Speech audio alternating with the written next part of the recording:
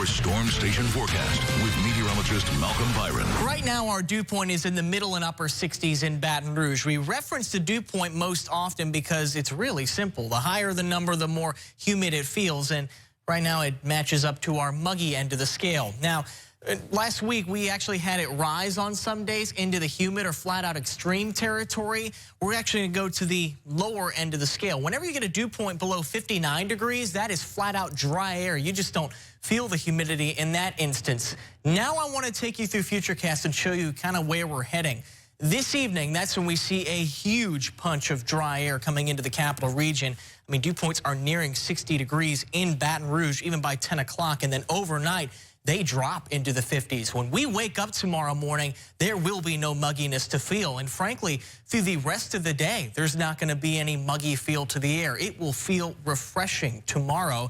In fact, I took a look at some of the numbers. Capital area is set to experience the driest air since early May, getting that dew point below 55 degrees.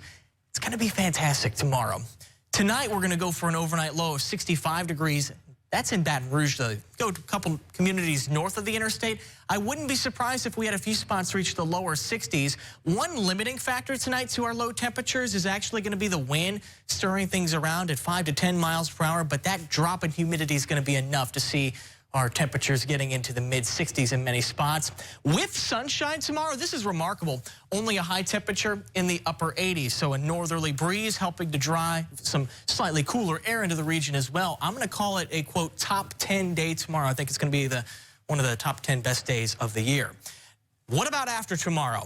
Then the humidity starts rising again, maybe a slightly more muggy feel on Tuesday, and that's typical for early September, and really that's kind of where we're at for the rest of the week as well. And as we add a little more of that humidity on Tuesday, well, we might be able to squeeze out a shower or two. This is Futurecast around lunchtime on Tuesday, not tomorrow, but Tuesday, and you can see a few spot showers off to the east, and those kind of drift west with time. And you can see, well, we can't rule it out in the capital area, but rain does appear to be the exception as opposed to the rule on Tuesday.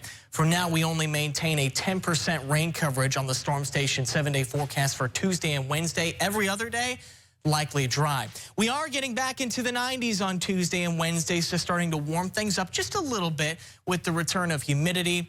We'll go from a low of 64 on Tuesday morning to 70 degrees on Wednesday morning, and then you'll notice our temperatures kind of stabilizing after that. Again, very typical conditions for early September after tomorrow. Tomorrow is actually kind of an exception.